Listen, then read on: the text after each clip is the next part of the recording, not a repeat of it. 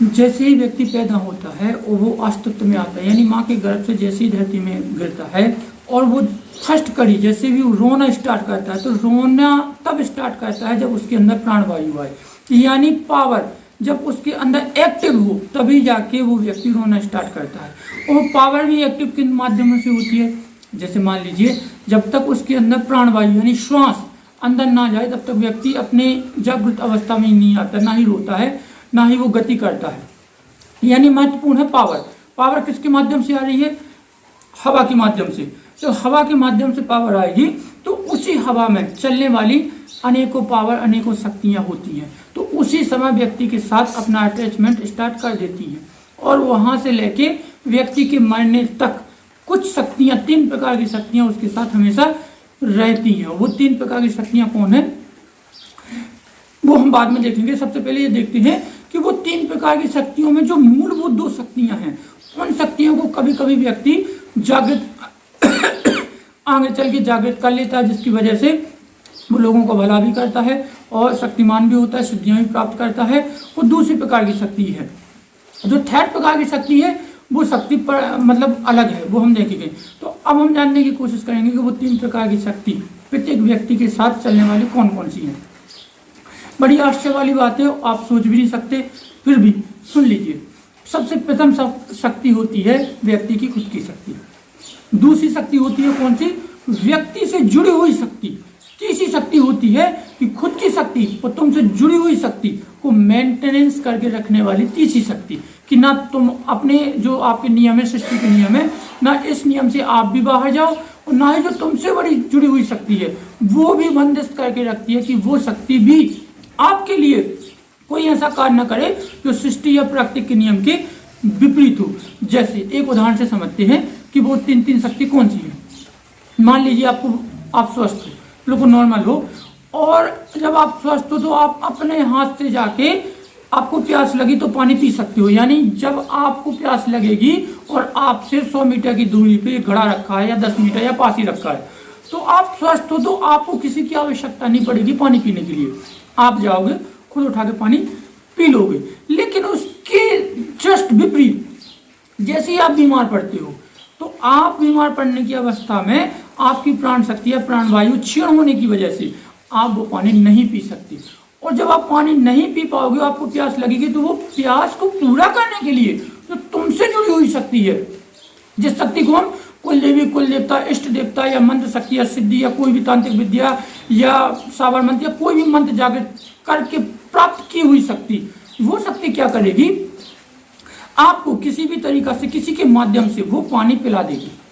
कोई भी माध्यम बनेगा, या आपका बेटा या पुत्र या आजू बाजू का, या वो खुद शक्ति या कैसे भी करके आपकी प्यास को जो बगल में रखा हुआ पानी है वो आप तक पहुंचा देगा, जिससे आपकी प्यास बुझ जाए। वो होती है दूसरी शक्ति जो हमसे जुड़ी होती है। तीसरी शक्ति क्या होती है, देखो आपकी शक्ति क्षीण हो गई, यानी आप बीमार हो गए और आपने अपने जीवन में दूसरी शक्ति प्राप्त नहीं कर पाए या कोई ऐसा सिद्ध नहीं कर पाए जिसकी वजह से आपको प्यास या पानी आप तक लाके दे दे। तो जब तीसरी शक्ति उस समय पे एक्टिव होती है, वो क्या करेगी कि अगर आप किसी इष्ट का या किसी विशेष व्यक्ति का या चिंतन करते हो, उस समय पे होता है ना, आखिरी समय पे भगवान को सच्चे मन से वो इंसान प्रार्थना करता है कि प्रभु जब एकदम मरने की अवस्था हो जाए या पूरी दुनिया से वो इतना परेशान हो जाए, एकदम निर्लज्ज हो जाए, अब आस्था उसकी खत्म हो चुकी, मरने की कगार पे है, तो ऐसी स्थिति में जब वो प्रार्थना करता है सच्चे मन से कि प्रभु हे ईश्वर, हे भगवान, जो भी हो कृपया करके या तो मुझे इस रोग से मुक्ति दो या फिर मुझे सीधी मुक्ति दो, तो ऐसी स्थिति में वो तीसरी शक्ति एक्टिव होती है। वो क्या करेगी कि जो जिसकी वजह से आप पानी नहीं पी पा रहे हो, यानी जिस बीमारी की वजह से, तो उस बीमारी को ही खत्म कर दे जिससे आप स्वस्थ हो जाओ। ऐसे हमने कई देखे हैं केस अस्पतालों में भी, अपनी नॉर्मल जिंदगी में भी, कि व्यक्ति इतनी गंभीर स्थिति में फंसा हुआ, इतनी क्लिष्ट बीमारी है, पैसे नहीं है, कुछ भी नहीं है, लेकिन फिर भी डरे वो आज ठीक हो गए। कई लोग ऐसे भी देखे हैं कि उनको मारने के लिए डॉक्टर भी परेशान होकर जहर का इंजेक्शन दे देते हैं, लेकिन वही जहर का इंजेक्शन उससे वरदान से धोके वो ठीक हो जाता है। तो तीसरी प्रकार की शक्ति क्या है कि दोनों शक्तियों को मेंटेन करके रखती है। अब सवाल ये खड़ा होता है कि व्यक्ति, देखो सबसे महत्वपूर्ण शक्ति जो खुद की शक्ति है, यही केंद्र बिंदु है। इसी शक्ति से आपसे जुड़ी हुई शक्ति आपको मिलेगी और इसी केंद्र बिंदु से आपसे जो तीसरी शक्ति है वो भी आपको इसी से ही मिलेगी। वो कैसे? अगर आप अपने अंदर से किसी भी देवता या किसी भी इष्ट या किसी भी, सबसे पहले तो अपना खुद का जब सेल्फ रिस्पेक्ट बढ़ाओगे, आप आत्मबल बढ़ाओगे, विश्वास बढ़ाओगे, तो वो आत्मबल है वो विश्वास की वजह से आपकी जो भी सोच होगी पॉजिटिव या नेगेटिव, इसी सोच के आधार पे आपको आपसे जो भी शक्ति है वो जुड़ेगी। पॉजिटिव सोच रखोगे कि मुझे पॉजिटिव करना है, लोगों का भला करना है, ये करना वो करना, उसके बीच में अगर इतनी सी भी आपकी नेगेटिविटी आ गई कि इससे पैसे कमाने, इससे ये करना है, इससे वो करना है, बंगड़ा गाली या साराम, तो वो पॉजिटिव ना जुड़ के उसी पॉजिटिव की सहायता नेगेटिव शक्ति आपसे जुड़ जाएगी। वो ये सारी चीजें देगी जरूर, ऐसा नहीं कि नहीं देगी, लेकिन देने के बाद आपको पतन भी कर देगी। जो आपके कुल देवी कुल देवता या आपका इष्ट देवता है वो आपकी ही शक्ति के आधार पे ही आपसे जुड़ेगा। आप जैसे उसकी भक्ति करोगे, जैसे नियम करोगे, उसके नियम के आधार पे आप चलोगे तो वो स्वतः ही आपसे जुड़ जाएगी।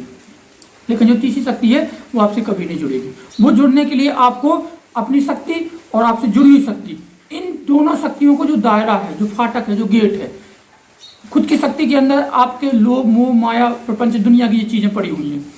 तुमसे जुड़ी हुई शक्ति जो भी है, आपके कुल देवी कुल देवता प्रत्य देवता, ये क्या करेंगे? आपको इन चीजों में जकड़ के रखेंगे, पुत्र में, व्यापार में, मतलब दुनियादारी की चीजों में।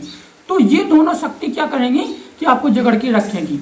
इस आधार पे आपको वो तीसरी शक्ति ब्रह्म शक्ति, जैसे किसी वीडियो में हम समझेंगे आखिर ये है कौन, वो उस तक जुड़ने नहीं देंगी। और इसी वजह से आप कभी जीवन में उससे जुड़ नहीं पाओगे, और इसी वजह से आप उससे ना जुड़ने की वजह से आप उसे कभी समझ नहीं पाओगे, और आपकी खुद की शक्ति और आपसे जुड़ी हुई शक्ति के माया जाल या प्रपंच में आप बंध के पूरी जिंदगी व्यतीत कर दोगे। मरने के बाद भी वो तीसरी शक्ति ब्रह्म शक्ति आपसे फिर भी नहीं जुड़ेगी।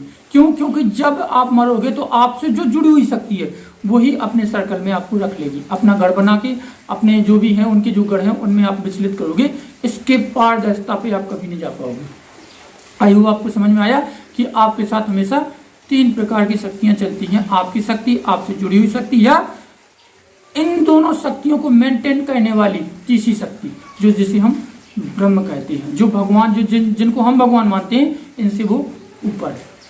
जितने भी जो भी मानते हैं किसी भी धर्म किसी भी संप्रदाय के, तो ये जो तीसरी शक्ति है जो मेंटेन करती है, जो कि नियम बांध के रखती है, ठोक के मुक्का बना के रखती है कि तुम किसी भी प्राकृतिक के नियम से बाहर नहीं जा सकती, वो तीसरी शक्ति परमात्मा है। वो किसी अदर वीडियो में समझेंगे। ये वीडियो आपको कैसा लगा प्लीज़ बताना। और जो कहते हैं कि मैं दुनिया में अकेला हूँ, मेरे पास कुछ भी नहीं है, ना कोई भगवान सहायता कर रहा है, ना कुछ नहीं, भैया आपके साथ वो तीनों शक्ति हैं। फर्क ये है कि आप उन तीनों शक्तियों को जान नहीं पा रहे। फर्क ये है कि आप उन तीनों शक्तियों को जगा नहीं पा रहे। तीसरी तो नहीं जगेगी, बट खुद की शक्ति जगा लो तो जो आपसे जुड़ी हुई शक्ति है वो स्वतः ही आपके पास आ जाएगी। उसके कुछ नियम है, उसके कुछ शर्तें हैं। जो व्यक्ति, छोटी सी बात समझ लो, अगर आप सरस्वती माता की साधना करते हो तो सरस्वती माता क्या चाहती है आपसे, सरस्वती माता कैसी थी, तो उसके जो नियम है, जैसी वो चलती थी, उसने अपना जिंदगी या उसने खुद के नियम बना के रखे हैं कि मुझे अंडा गोश्त मछली या सात्विक प्रवृत्ति चाहिए, सुबह से उठना चाहिए, ऐसे वस्त्र पहनना चाहिए, ऐसा क्या करना चाहिए, उसके खुद के नियम है। और जब तक आप उस नियम को पालन नहीं करोगे, सरस्वती माँ आपसे नहीं जुड़ेगी। और जब वो तभी जुड़ेगी जब आप नियमों को पालन करते हुए खुद की सेल्फ रिस्पेक्ट या आत्मबल, आत्मविश्वास उस सरस्वती माता पे सटीकता से लगा के बैठो। विचलित या भयभीत या अपना दिशा निर्देश, जो आपका एक दिशा है ना सरस्वती माँ, उससे भयभीत ना हो, तब वो शक्ति आपसे जुड़ेगी। वो शक्ति कौन होगी? आपसे जुड़ने वाली शक्ति, ना कि वो ब्रह्म। समझिए। तो प्रत्येक व्यक्ति के साथ तीन प्रकार की शक्तियां चलती हैं। ये वीडियो आपको कैसा लगा कृपया करके कमेंट जरूर कीजिएगा।